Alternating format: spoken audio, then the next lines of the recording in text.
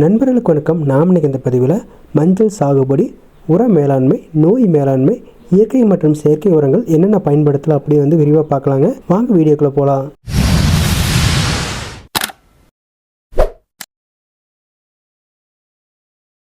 மஞ்சளை பொறுத்த வரைக்கும் ஒரு நீண்டகால பயிர்னு சொல்லலாம். கிட்டத்தட்ட 7 to 9 மாதங்கள் பார்த்தீங்கன்னா இதோடைய ஆயுட்காலம் இருக்கும். இந்த மஞ்சளை நம்ம நல்ல வடிகால் வசதி இருக்கக்கூடிய செம்மண், களிமண் போன்ற மண் வகைகளை நடவு பண்ணலாம். மஞ்சளை பொறுத்த வரைக்கும் பொதுவாகவே பார்த்தீங்கன்னா ஒரு வெப்பமண்டல பயிர். அதனால் நம்ம வைகாசி பட்டம், அதாவது மே ஜூன் மாதங்களில் நம்ம பயிரிடுறதுனால அதிக விளைச்சலை பெற முடியும். மஞ்சளில் நிறைய ரகங்கள் இருக்குது. அதில் கோ 1, PSR 1, PSR 2, ரோமா, ஸ்வர்ணா, சுதர்சனா இந்த மாதிரி நிறையா வீரிய ரகங்கள் இருக்குது. இதை தவிர ஈரோடு, சேலம் பகுதிகளில் அதிகமாக நடவு பண்ணக்கூடிய லோக்கல் ரகங்கள் நிறைய இருக்குது.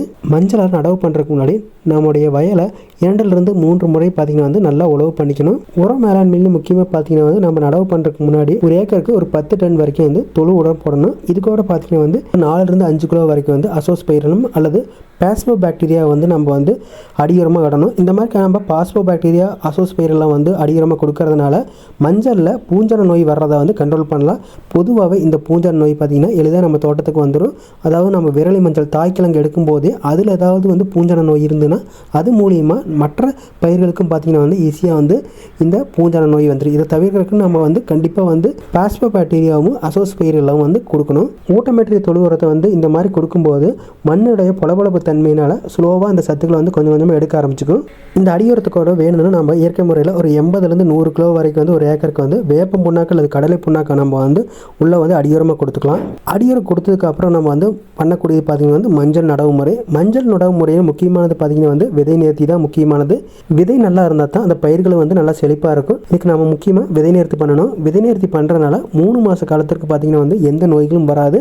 அதே மாதிரி பார்த்திங்கன்னா முளைப்பு திறன் ரொம்ப அதிகமாகவே இருக்கும். விதை நேர்த்தி பண்ணுறதுக்கு 1 கிலோ விதைக்கு நம்ம 10 கிராம் வரைக்கும் சூடாமோனாஸ், அது கூட பார்த்திங்கன்னா ஒரு 4 கிராம் வரைக்கும் ட்ரைகோடர்மா விரிடியை கலந்து அந்த விதை நேர்த்தி பண்ணலாம். அல்லது பார்த்திங்கன்னா நம்ம இயற்கை முறையில் பண்ணும்போது பீஜாமிரத்தை கொண்டு நல்லா கலக்கி வச்சுட்டு முந்தின நாள் அடுத்த நாள் பார்த்திங்கன்னா விதைகளை நம்ம நடவு பண்ணலாம். அடுத்ததாக விதையோட அளவு, விதை அளவை பொறுத்த வரைக்கும் ஒரு ஏக்கருக்கு பார்த்திங்கன்னா 750 to 800 கிலோ வரைக்கும் பார்த்திங்கன்னா விரலி மஞ்சள் அல்லது தாய்க்கிழங்கு தேவைப்படும். மஞ்சளை நம்ம பார் முறை அல்லது பாத்தி முறையில் பயிரிடலாம். இந்த பாத்தி முறையை அல்லது பயிர் முறையிலே பயிரிடும் போது ஒரு பயிருக்கு இன்னொரு பயிருக்கு பார்த்திங்கன்னா குறைஞ்சபட்சம் ஒரு 3/4 அடி அதிகபட்சமாக நம்ம 3 அடி வரைக்கும் இடைவெளியில் நம்ம நடவு பண்ணலாம். இப்படி நடவு பண்ண மஞ்சள் ஒரு 25 to 30 நாள் பார்த்திங்கன்னா முளைப்பு விட ஆரம்பிச்சிடும். இந்த மஞ்சள் சாகுபடியில் விவசாயிகள் எதிர்கொள்ளக்கூடிய சவால் பார்த்திங்கன்னா களைகள் பார்த்திங்கன்னா மஞ்சளில் அதிகமாக வரும். இந்த களைகளை தடுக்கிறதுக்கு நம்ம நடவு பண்ண உடனே மேலே கரும்பு தொகையை பரப்பி விடுறதுனால, அதாவது ஒரு ஏக்கருக்கு பார்த்திங்கன்னா அதிகபட்சமாக 2 டன் வரைக்கும் நம்ம பரப்பி விடுறதுனால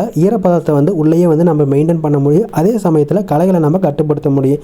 இன்னொரு முறை பார்த்திங்கன்னா சனப்பையை நம்ம நடவு பண்ணும்போதே விதைச்சி விட்டுட்டு அப்படிங்கிறப்போ அந்த சனப்பையோடைய இடைவெளிகளில் நம்முடைய மஞ்சள் செழிப்பாக வளர்ந்துடும். அந்த மஞ்சளுக்கு தேவையான சத்துக்கள், அதாவது நைட்ரஜன் எல்லாமே பார்த்திங்கன்னா அந்த சனப்பிலிருந்து கிடச்சிக்கும். அது 3 மாதத்துக்கு அப்புறம் பார்த்திங்கன்னா தானே அந்த இலைகள் உளுந்து நமக்கு களைகள் கட்டுப்படுத்தக்கூடியதாக இருக்கும். இந்த எளிய 2 முறைகள் நம்ம பயன்படுத்துறதுனால பெரிய அளவில் பார்த்திங்கன்னா களைகளுடைய செலவு குறைக்கலாம். இந்த முறையை நம்ம பயன்படுத்தலை அப்படிங்கிறப்போ 30வது நாள், 50வது நாள், 120, 150 நாட்கள் பார்த்திங்கன்னா களை எடுக்கக்கூடிய நிலைமை ஏற்படும். மஞ்சள்னாவே பார்த்திங்கன்னா பொதுவாக நிழல் பாங்கான இடத்துலையும் வளரக்கூடியது. இதனால் நம்ம தென்னந்தோப்பிலையும் ஊடு பயிராக கூட வளர்த்தலாம்.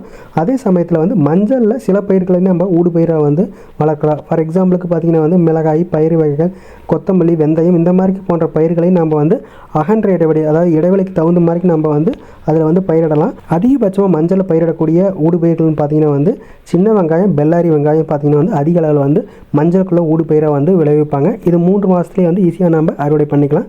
அடுத்தது பார்த்திங்கன்னா சேனைக்கிழங்கு, இதுவுமே பார்த்திங்கன்னா அதிக அளவில் ஊடு பயிராக மஞ்சள் பண்ணுவாங்க. இது கூட நம்ம மஞ்சள் சாகுபடி செய்திருக்கக்கூடிய வயல்களில் சுற்றி உளுந்து, தட்டைப்பயிர் இந்த மாதிரிக்கு வயல் வரப்புகளில் நம்ம பயிரிடலாம். இயற்கை முறையில் பண்ணுறோம் அப்படிங்கிறப்ப பார்த்திங்கன்னா நம்ம ஜீவாமிர்தம், பஞ்சகாவியம், கனஜீவாமிர்தம் இந்த மாதிரி இயற்கை இடுபொருள்களை ஒரு குறிப்பிட்ட இடைவெளியில், அதாவது ஒரு 30 நாள் அல்லது 1.5 மாதத்துக்கு ஒரு 45 நாட்கள் இடைவெளியில் நம்ம பயிர்களில் தெளிக்கிறது அல்லது பாசனத்தில் சொட்டு நீர் மூலிமா கொடுக்கறதுனால நம்ம எல்லா வகையான சத்துக்களையும் நுண்ணூட்டுகளையும் சரியான இடைவெளியில் கொடுக்க முடியும். இது கூட நம்ம நோய்களை, அதே மாதிரி பூச்சிகளை கட்டுப்படுத்துறதுக்கு 3G கரைசல், இயற்கை பூச்சி விரட்டி, மீன் அமிலம் இந்த மாதிரி இயற்கை சார்ந்த இடுபொருள்களையும் நம்ம பயன்படுத்துறதுனால பூச்சிகளை, அதே மாதிரி நோய்களையும் நம்ம மஞ்சளை பெரிய அளவில் கட்டுப்படுத்த முடியும். மஞ்சளோட இலைகள் பொதுவாகவே வேக்ஸ் கோட்டிங் மேலே தண்ணீர் படும்போது வழுக்கக்கூடிய தன்மையாக இருக்குது. இதனால் நம்ம எந்த இயற்கை உரங்களோ அல்லது செயற்கை உரங்களோ வந்து தெளிப்பு முறையில் கொடுக்கும்போது நம்ம வந்து கூடவே ஒரு பசை ஒற்றக்கூடிய, அதாவது பசைக்காக வந்து கூட ஒரு இடுபொருளை வந்து கலந்து கொடுக்கறது நல்லது. உதாரணத்துக்கு பூச்சி கட்டுப்படுத்த நம்ம வந்து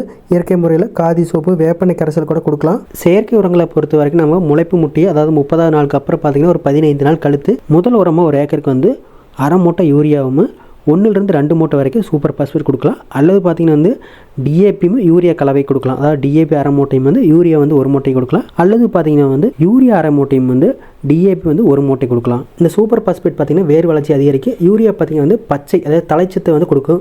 இதற்கு நம்ம வந்து இயற்கை முறையில் வந்து மீன் அமிலம் வந்து பெஸ்ட்டானது. மீன் அமிலம் கொடுக்கறதுனால நமக்கு வந்து பச்சை வந்து உடனே திரும்பும். அதாவது வெள்ளை நிறத்தில் இருக்கக்கூடிய இலைகள் எல்லாமே பச்சை நிறத்துக்கு திரும்பும். அதே மாதிரி நுண்ணூட்டமே பார்த்திங்கன்னா வந்து மஞ்சளில் அதிகரிக்கும். நோய் எதிர்ப்பு சக்தியுமே வந்து அதிகரிக்கும். அதில் செயற்கை முறையில் இந்த சூப்பர் பாஸ்பேட்டுக்கும் யூரியாவுக்கும் எடுத்துக்கலாம். அப்படிங்கிறப்ப நம்ம வந்து மேலே தெளிப்பு முறையில் வந்து 250 300 கிராம் வரைக்கும் ஒரு ஏக்கருக்கு வந்து ஜிங்க் சல்ஃபேட்டும் பெரசல்ஃபேட்டும் வந்து கலந்து மேலே வந்து தெளிக்கலாம். இந்த 45வது நாள் உரத்துக்கு அப்புறம் நம்ம 4 முறை பார்த்திங்கன்னா அறுவடை வரைக்கும் வந்து உரங்கள் வந்து சீரான கால இடைவெளிகள் கொடுக்குற மாதிரி இருக்கும். அதாவது அரை மூட்டை யூரியா, 1 மூட்டை சூப்பர் பாஸ்பேட், அரை மூட்டை பொட்டாஸ் கொடுத்தாலே போதும். பயிரோட வளர்ச்சி அதே மாதிரி பக்கக்கிழங்குலேயும் வந்து அதிகமாக வரக்கூடிய வாய்ப்புகள் இருக்குது.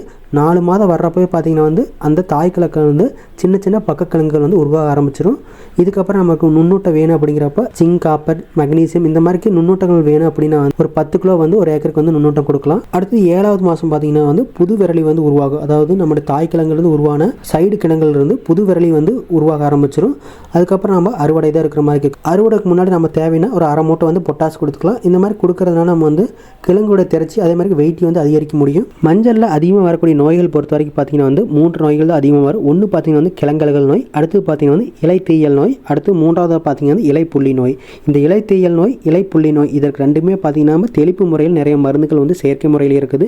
இயற்கை முறையில் நம்ம வந்து பஞ்சகாவியம், ஜீவாமிர்தம், கனஜீவாமிர்தம், மீன் அமிலம், 3G கரைசல், 5 இலை கரைசல், இயற்கை பூச்சி விரட்டி இதெல்லாம் வந்து பயன்படுத்துறதுனால நம்ம பெரிய அளவில் வந்து இந்த நோய்களை வந்து குறைக்கலாம். கிழங்கல்கள் நோய் பொறுத்த வரைக்கும் பெரும்பாலும் வர வாய்ப்பு பார்த்திங்கன்னா வந்து அந்த பூஞ்சானங்கள் தான். இந்த பூஞ்சானம் தடுக்கிறதுக்கு நம்ம நடவு பண்ணும்போதே சரியான முறையில் விதை நிறுத்தி பண்ணுறது முக்கியம். இதுவரைக்கும் பார்த்த தகவல் உங்களுக்கு பயனுள்ளதாக இருக்குங்க. அடுத்த ஒரு பதிவில் பார்க்கலாம். நன்றி.